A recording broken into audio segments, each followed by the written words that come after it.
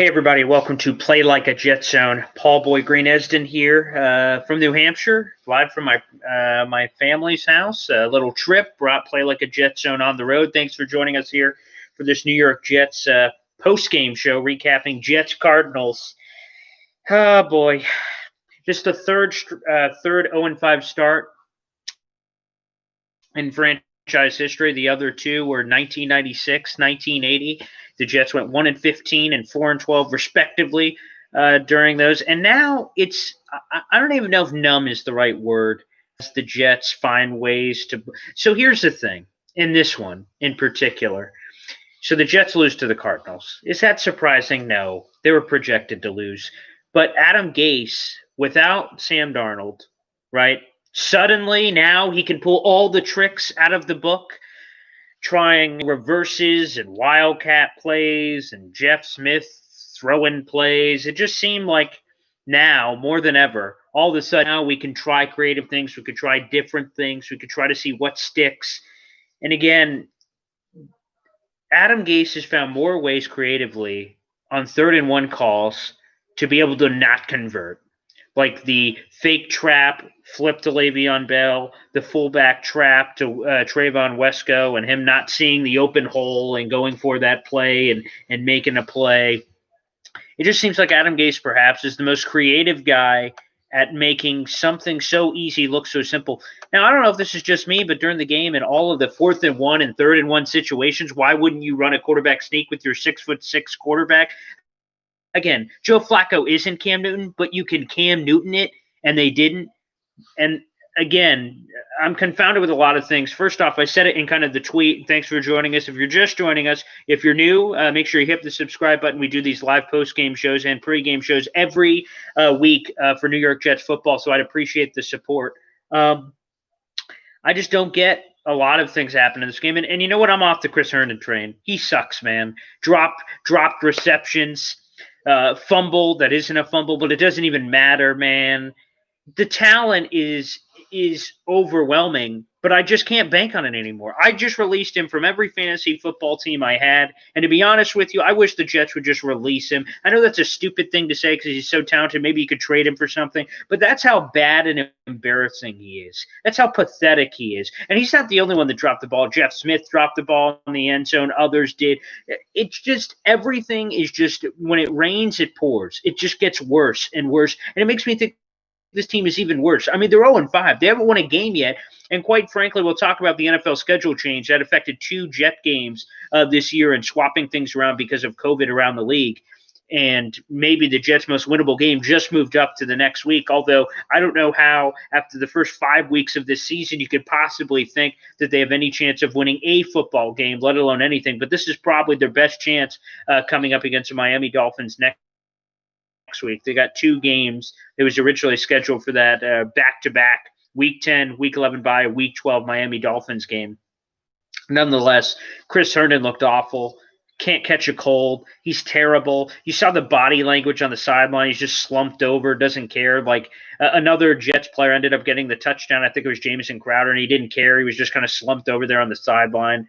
And Adam Gase, man, the one thing I guess this NFL schedule change, again, we'll get into the details here in a little bit. I guess the one thing positive for Jet fans, it means that Adam Gase's possible firing is a week earlier. The Jets' week bye was supposed to be Week 11. Now it's Week 10. So that's something to look forward to. But that's not a lot to look forward to here. The only game ball, and I guess the positive we certainly have to give is Jamison Crowder, who, for all the crappy contracts the Jets have given out in free agency, and they've given out a lot of shitty ones over the years. The fact of the matter is Jamison Crowder has been a revolution at the wide receiver position. Another 8 catches, over 100 yards. Every game he's played in the season, he's had over 100 receiving yards. He's been terrific. You can't undersell what he's meant to this team in every facet, but unfortunately it's been wasted. This Jets offense has been non-existent, has been able to do nothing. And like I said before the game started, Joe Flacco has the mobility of a parked car, and he can't figure it out. He can't make things happen, and he continues to find ways to just blow it. And not that I really had very high expectations for Joe Flacco in general coming in for Darnold, but it just continues to say that perhaps a lot of what happened in this game would have been the same. Drops, no talent around him, so they can't really do anything. Le'Veon Bell, he showed some pop. He showed some burst, quite frankly, more burst than we've seen in a long time from Le'Veon Bell, but it meant nothing. He ended up having like 60 yards and change in this game. I'm looking at the our official box score from ESPN as we're kind of taking a gander here. And yeah, Le'Veon Bell, yeah, he finished with 13 carries for 60 yards. His longest was a 13-yard run, one of the longest runs we've seen with Le'Veon Bell in a Jets uniform, which is also kind of pathetic when you think about it that way. And just Joe Flacco was just uninspiring. 18 of 33, 195 yards, a touchdown. He got sacked twice. Just wasn't able to put anything together. And then just the receivers are just underwhelming. Like I said, Jamison Crowder is the one guy you can feel great about. He had 10 targets in the game, but Herndon, your second leading receiver, and like I said, it's pathetic to say that because, again, he just continues to find ways not to be successful, and it just doesn't make any sense. This is a guy that I had a lot of high praise for, and he was terrible. Speaking of guys that are just terrible, now that we're just kind of going through it, Jets lose this one 30-10. Again, the Jets fall to 0-5 for the third time in franchise history with not a lot of inspiration coming. Cardinals go to 3-2. Like the Cardinals didn't even play their A-plus game, right? They played their D-plus game, and they beat the Jets by 20. Like the Cardinals were not very good today. Kyler Murray was off. They couldn't run the ball with Kenyon Drake. DeAndre Hopkins did DeAndre Hopkins things more so at the end of the game. He finished with an impressive stat line of 6 catches for 130 yards and a touchdown on 7 targets. But really, he was a relative non-factor for the entire game. And still, the Cardinals showed up with their D-plus game and that beat the Jets by 20. And that continues that embarrassing streak of Adam Gase losses by 10-plus points, which surpass his meager wins that he's had in his coaching career overall, whether Dolphins or Jets or otherwise. And that just makes you, again, it just makes you angry. It just makes you upset. I can't be numb because I'm too invested in this and have been for far too long. We're here on Play Like a Jet Zone again. I'm trying to show some signs of emotion. I'm really just disappointed. When your parents are ever mad at you, you make a mistake, and your parents are mad at you. You're like, oh, okay, they're mad. That makes sense. But when they're disappointed, that's like even worse somehow, because it's just like there's a little bit of lack of emotion. It's a little bit of a turn of a cheek. It's just like, I'm not mad at you. I'm disappointed. And that's what I am in this Jets team. That's what I am in Adam Gase continuing to be the head coach of this team. That's just disappointing. But the fact of the matter is they're not going to do anything. It doesn't matter that they lost by 20 at home. The only time that this is ever going to change, and especially with Christopher Johnson coming out and saying that he's a brilliant offensive mind and all this nonsense, and then the report coming from the Jets that, again, Adam Gase at the end of the day won't get his job relieved until at a minimum week 10 when it's their bye week, and maybe not even then. I guess the only thing you can root for, and again, I won't be doing this, but I know several Jet fans will be, the Jets are 0-5. They're one of the leading favorites. Like, you look at some of the other winless teams in football. I know some of them were playing as we were jumping on this postgame show, but like the Atlanta Falcons, I think they just lost again today to the Carolina Panthers. Like, the fact of the matter is they're going to stumble into a win. They're too good not to. They have like Matt Ryan and Calvin Ridley and exciting pieces all over the place. Like somebody they're going to beat. The Jets, outside of the Miami Dolphins that they play twice, I cannot realistically see them beating any team at all. Like when you look at the schedule, it's brutal. And now with the NFL schedule change again, the Jets will be playing the Miami Dolphins next week. And then that Chargers road trip will be pushed down to, I believe that's coming up in week 11. But I'll give you the details here in a minute from the upcoming press release. Again, just a disturbing trend. Pierre Desir, another guy who, like, if you look at the box score at the end of this year, Pierre Desir may end up with 5, 6, 7 interceptions. And if you just look at that in a nutshell, you may say to yourself, wow, Pierre Desir, solid signing by the Jets. Another guy I advocated for, by the way, and I have no problem admitting to my mistakes. But he continues to drop interceptions, get burnt. He's burnt toast at corner. He's that bad. It was cool to see Avery Williamson get the interception, make some things happen. Lamar Jackson, the undrafted free agent of Nebraska, played pretty well. DeAndre Hopkins made some things happen from that perspective, but he's DeAndre Hopkins. What are you going to expect? He was put on him a couple of times. John Franklin Myers, certainly impressed, had the nice sack on Kyler Murray in this game. And really, also, so we had more injuries. George Fant was at left tackle, and he's a guy that we talked about in the pregame show that actually looked pretty good so far this year. He played a little left tackle today. Chuma Edoga played left tackle last week. Again, it continues to be musical chairs on the offensive line, which isn't good for anybody, regardless of what you have going on the team. So they had some of that going on with the swapping of offensive linemen and those musical chairs. And ultimately, there was still some pressure. Again, Joe Flacco ended up, getting sacked twice in this game. And now when you're looking ahead to the positives that are on this team, again, there's not many. Jamison Crowder makes you feel a little bit good. Le'Veon Bell, the only thing you can really hope for if you're a Jets fan is that he shows some pop in these next couple of games and you can flip him at the trade deadline, because he's probably not going to be on this team heading into the future. And maybe a contending team would throw a mid-rounder at you, and maybe the Jets can try to sell. But here's the problem. I don't know what they're selling on this team. Ryan Griffin, you gave a fat extension to, but you don't use. Chris Herndon, who you'd like to use, stinks. Your offensive line, there's nothing there. At running backs, you continue to use Frank Gore, which doesn't seem to make a bunch of sense to me anyway. And then you go on the defensive side of the ball. There's just a lot of pieces that have just been underwhelming so far for the New York Jets. And each team, if you look at the kind of the total action here, each team had 11 drives, and they obviously did much different things with them. Yards per play for Arizona, 7.3 for the Jets, 4.5. Passing, the Jets had 160 yards passing. This is a passing league. Adam Gase and Christopher Johnson said they love what Adam Gase is doing because they like where he's headed. He's headed to the future. Everything that they're doing is inspiring, and he's a brilliant offensive mind and all this nonsense. And you continue to see nothing.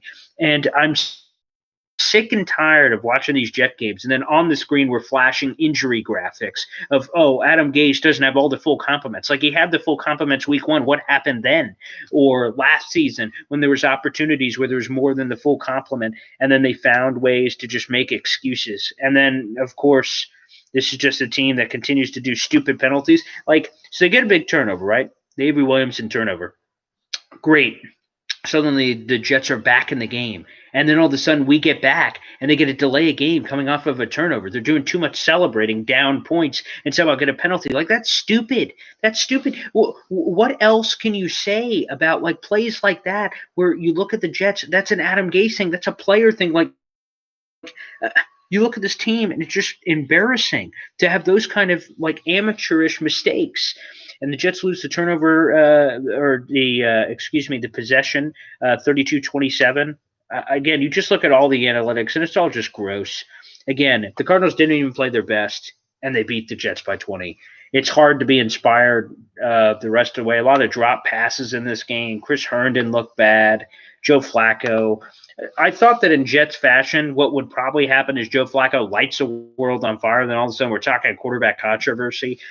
That's not real because Joe Flacco sucks. But the fact of the matter is he would have showed absolutely nothing in this game that makes you feel any kind of way outside of disappointed and depressed.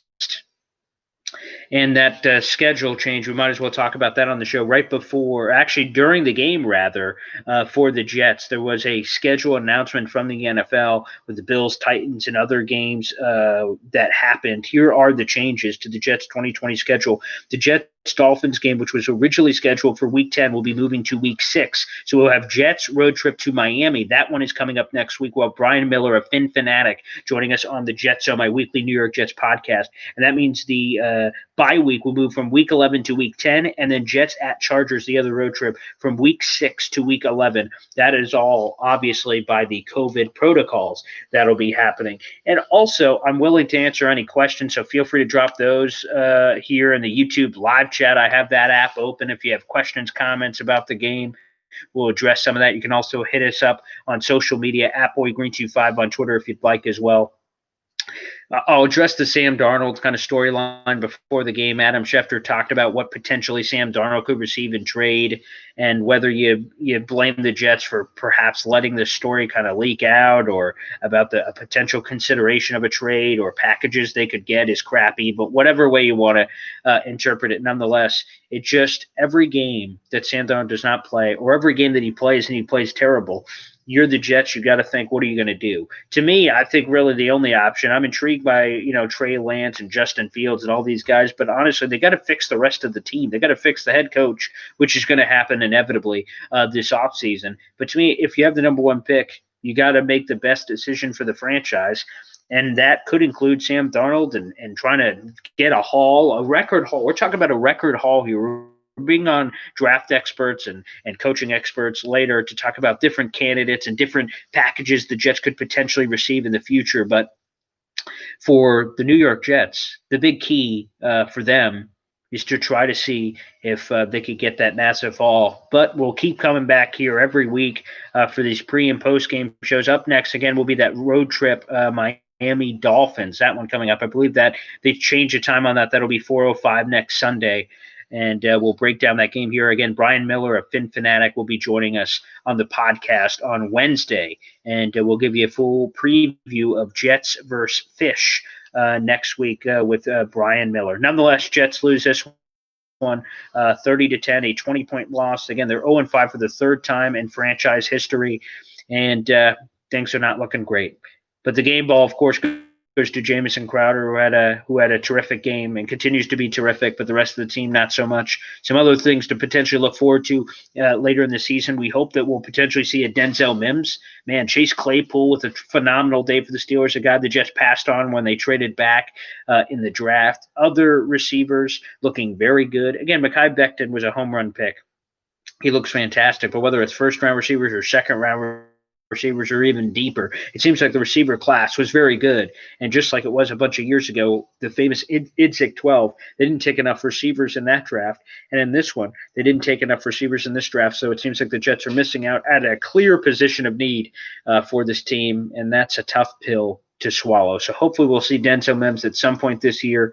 But our hopes and fantasies and things of that nature have all fallen by the wayside, certainly on this 0-5 start to the season. Another bummer of a year, and Adam Gase will be fired eventually. That's another light at the end of the tunnel for us all to see. All right, everybody, thanks so much for joining us here on Play Like a Jet. So we'll be back at the home studios next week. We were on the road for this one, so thank you, everybody, for jumping in. Again, for all the people who are on the live stream right now, thanks for joining us. Make sure you hit subscribe and join the movement. We're going to be doing a lot more cool stuff on here. A giveaway will be coming up here in a couple of weeks, giving away some cool Jets memorabilia. We'll be talking about that in a couple of weeks as well. So thanks, everybody. Try to enjoy the rest of your Sunday if you can, and we'll do this all over again next week. See you then.